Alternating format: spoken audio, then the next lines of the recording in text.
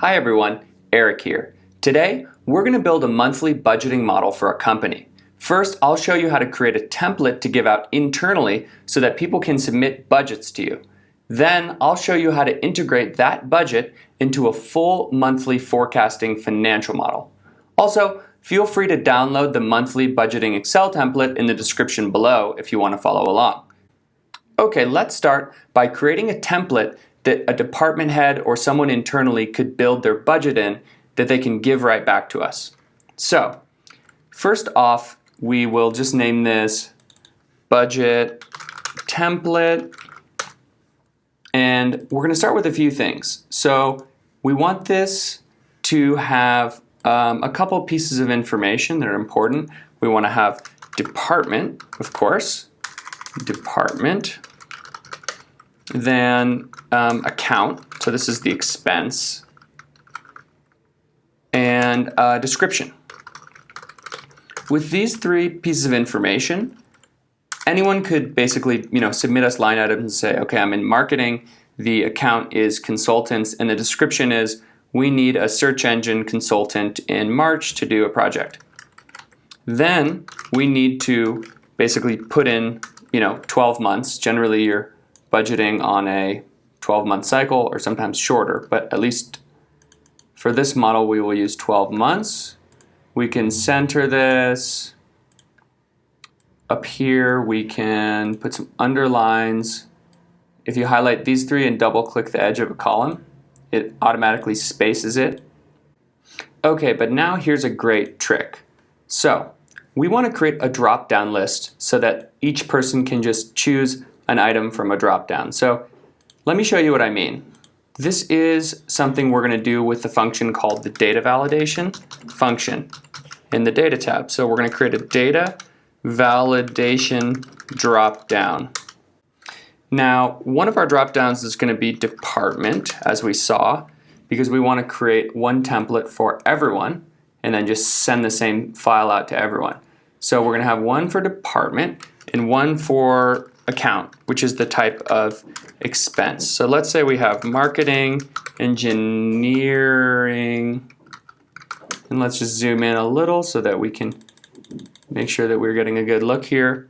IT, customer service, human resources, finance/accounting, and executive. And then for the accounts, let's say we have our personnel, paid advertising, consultants, travel, lodging, so that's like hotels, meals and entertainment, internet, software, and maybe miscellaneous. Okay. So check this out. Here's how you create a drop-down in your budget template. So you first need to go to wherever you want the drop-down to be. So let's say you want to create a budget drop-down for department. So make your active cell in this square. Now go to data, finally data validation, and then when you click this, you want to select list. You're going to create a validation criteria list. And the source is going to be this list over here of departments. So just highlight that list and then just click OK. Now you'll see that when you click this box, you can actually select, if you just copy and paste this down, you can create this drop-down list where you can just select the department. So when you send this out, people can just select their own department. Finally, let's do the same for expenses. So active cell here, where we want the list. Now go to data validation.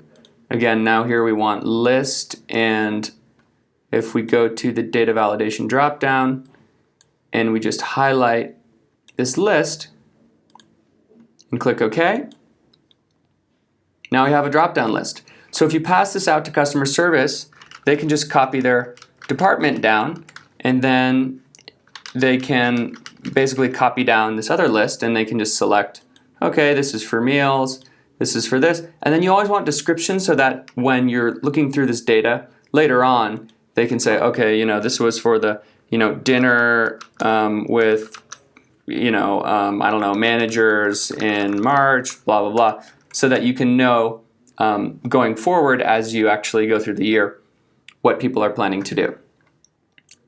Okay, so now you have a template that you can send out to departments and then they can send back to you, filled out with their annual budgets. So in our example, I've created a submitted budget where I've consolidated all the departments, all the accounts, and I put in some data here. So now I'm going to show you how to integrate these budgets easily with a quick formula into a full monthly forecasting model. So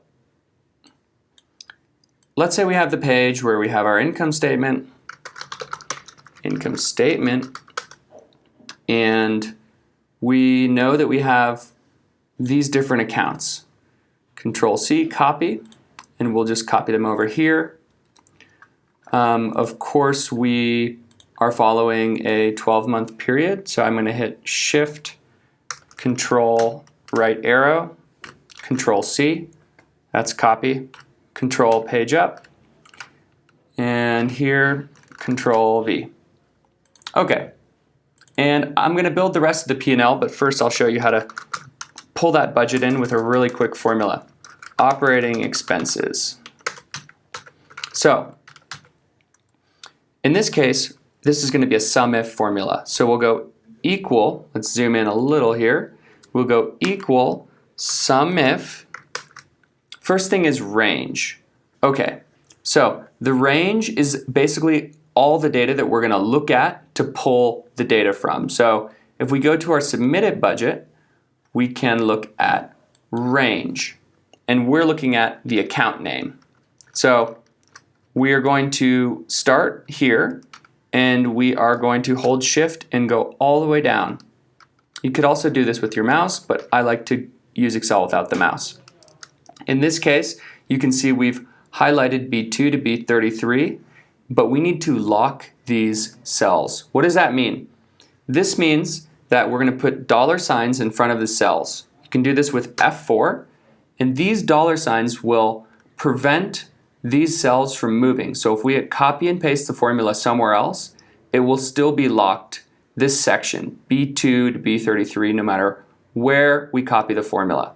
So now we're going to hit the comma, and the next part of the formula is going to be criteria. Okay, so within that group of data, what are we looking for?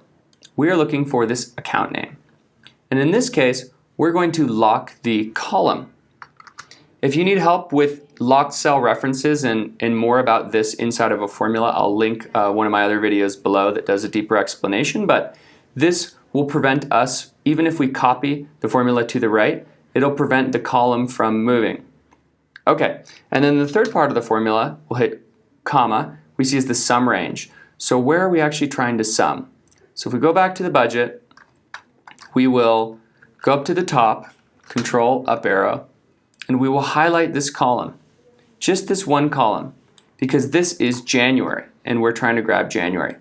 In this case, we'll hit F4 a few times, and we want to lock the row 2 through 33, not the column, because as we paste it to the right, we're going to want it to actually move column by column. So here's what I mean.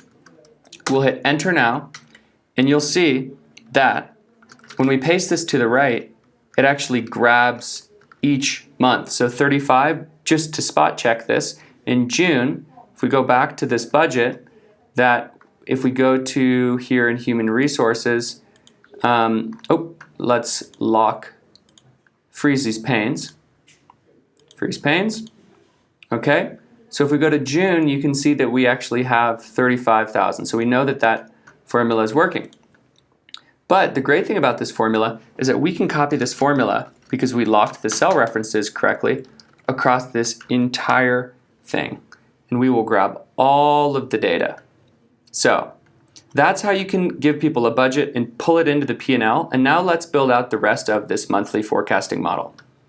So first, I want to go to View, Freeze Panes, Freeze Panes. This will keep our basically first row locked so that we can go and do whatever we want. Now we're going to have a few sections. We're obviously going to have revenue, new and returning. Why new and returning? Because I'm going to build a model that represents us having a subscription business where each month customers are ordering a product and some of them cancel each month, but some of them continue on the subscription and they keep buying. So new, returning, then we'll have net revenue. And what else will we have here? We will have cost of goods sold. Okay. Cost of goods sold. And let's insert a few more rows here. We will have, keep it simple, we'll have product cost and merchant services. And merchant services are just basically the fees that the credit card company charge. And so businesses have to pay that basically on all their revenue, unfortunately. And that's total COGS. Then you're going to have gross margin and gross margin percent, which we'll make italicized. And then down below, we'll have operating income, taxes, net income. So this is a basic monthly forecasting model, net income percent. And now we just need to fill it out with some more assumptions here. Here we'll put in total operating expenses. So let's go down below. So we're going to need to create an assumption. With every financial model, you need to have a section of assumptions. And this is where you put all of your inputs like price and units sold and all of this sort of stuff. And you put it in one spot so that you can play around with the model. So if we're thinking about assumptions, let's start with units.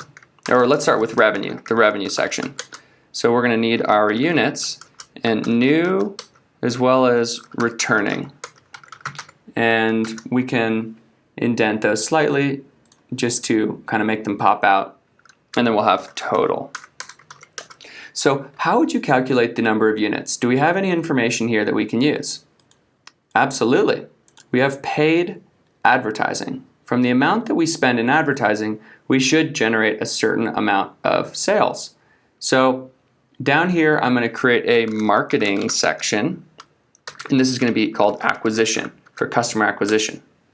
And so we'll have our paid advertising number, of course. And then we're going to put in a customer acquisition cost. Customer acquisition cost. Customer acquisition cost is the amount that you invest in marketing to get one new customer. So if we spend $100 and we got 2 customers, it would be $50 customer acquisition. So customer acquisition cost in this case we'll say is $75. And every assumption that you do like this, you always want to put it in a nice dark blue. That is a industry standard format across business, so make sure that assumptions are always in blue, formulas are always in black. So $75. Then we're going to put a churn rate. This is the percent of people that cancel every single month. And so we are going to put that as, let's say, 15%. Ideally, you want it to be as low as possible. So 15%. And so with these two things, let's just extend these out. Whoops. 15%. We will be able to calculate the number of units. So take a look. New units. So if we have our marketing paid advertising of $7,500 and it costs us $75 to get one new customer, if you take $7,500 and divide it by 75, that is 100 customers.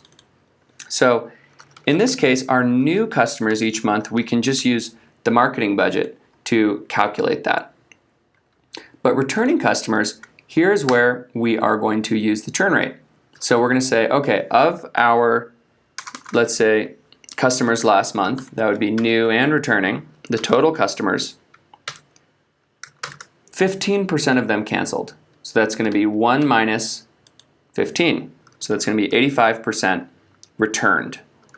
So that'll be 85 out of 100, of course.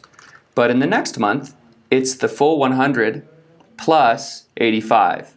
And so 85% of these two groups basically returned in the next month. So if we forecast this forward, then you'll get the total customers.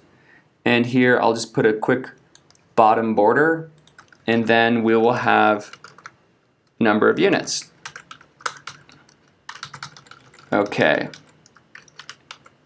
So next we will need to calculate the revenue. So we have the units, but now we need the price. And let's just say that our price is, in this case, it's $250 a month. So we have $250 a month price. And next we have, let's put in one row here, we're going to have our cost of goods sold. So we're going to have COGS, and we only have product cost and merchant services. Merchant with an E.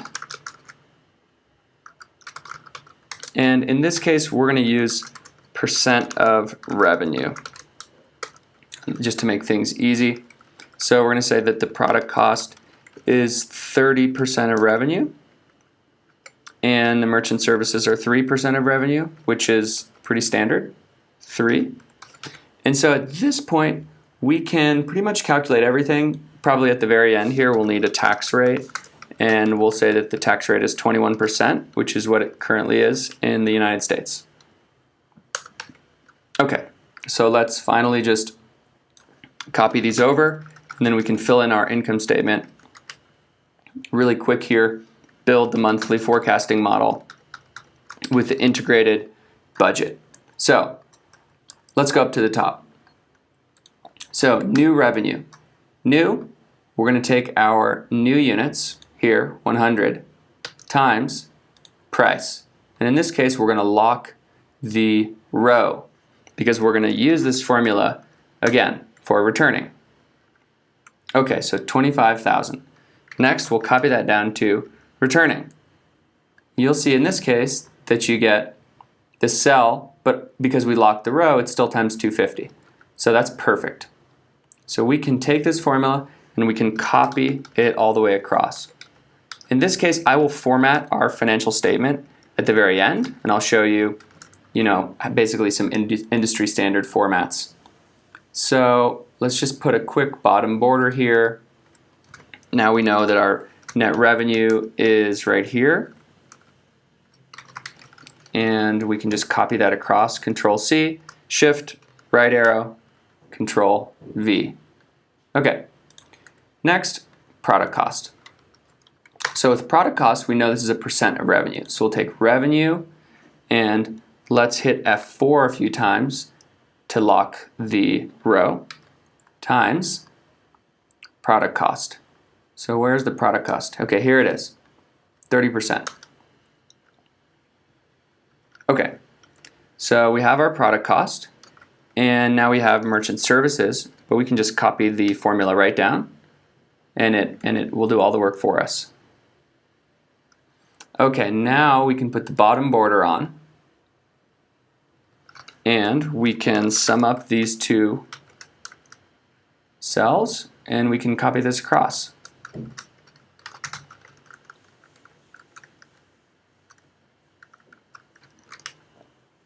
Great.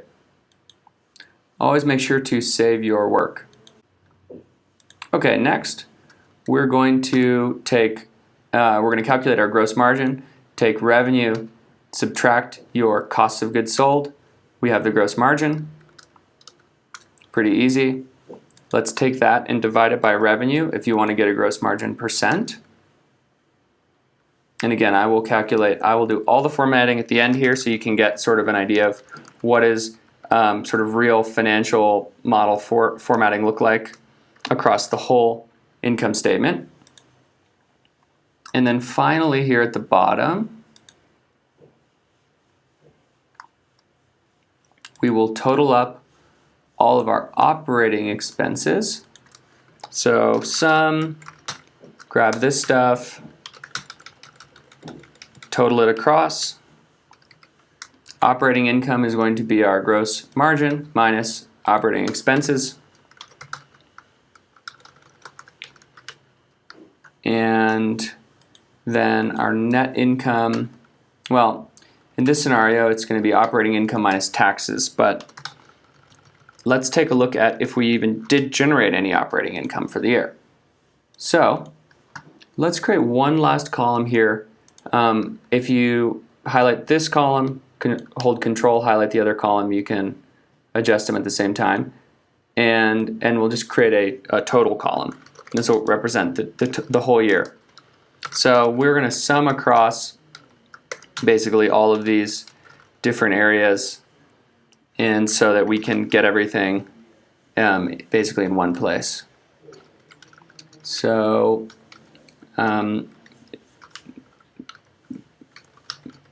there's our gross margin, and we're just summing everything sideways. And finally, our operating profit. Okay, and so if you look at our operating profit, we pay taxes. We don't pay taxes on a monthly basis. Companies pay on an annual basis.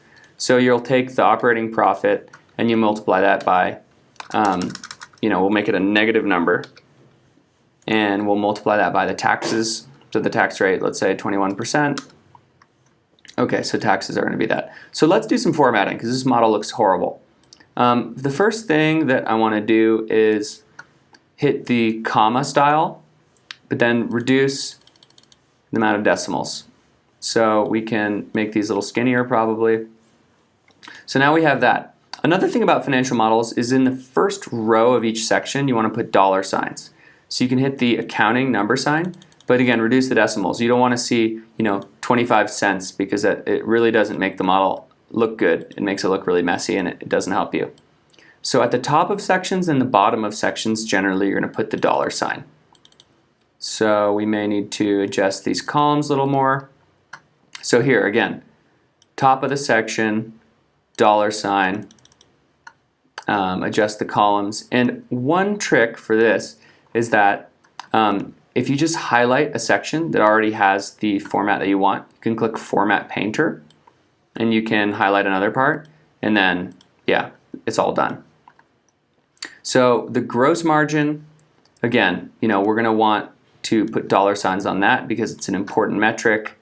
And usually when you have these sort of calculations like gross margin or operating profit, you'll put a top and double border on it, just to sort of call it out. And then the percent, you see gross margin percent. And again, this section, you want the dollar sign on it because it's the top part of a new section. So we'll just do Format Painter. Here, looks like this is missing a little bottom border. And here, again, you want some more formats on this. And so now you can see that our total operating expenses are a little over $1 million. Total gross margin is 1.3 million. Total revenue about 2 million. Then you have your operating income and your net income. So again, we'll do the same thing here. And your net income will be the operating income plus this taxes. So your final net income for the year is 208. So the business did actually turn a profit. One quick thing to note is that generally, you want to give budget templates out to departments, of course, but in a normal model, you would try to figure out, okay, what is the revenue and gross profit that we can generate, on a certain marketing spend? Because then if you know, or you have at least a forecast for the amount of gross profit, then you can give departments out budgets, and you can say, okay, human resources, you have 200,000, and engineering, you have 50,000, because you need to give them guidance on sort of what the budget of the company is, because if we only have 1.3 million of total gross profit, we can't spend $10 million in the operating expenses. So I did this a little backwards, but I hope this content was really, really valuable for you. If it was, please subscribe to my channel, leave me a comment if you have any questions, or just give me a like. If you want to learn more about Excel, I have some courses. I have a course about mastering Excel for business. I have another course about learning keyboard shortcuts and mouse-free Excel. I have discounts in the description below. And thank you very much for watching. Again, if you want to download the file, I also have that in the description below. Download it for free. Use it for your own company. Thanks for watching.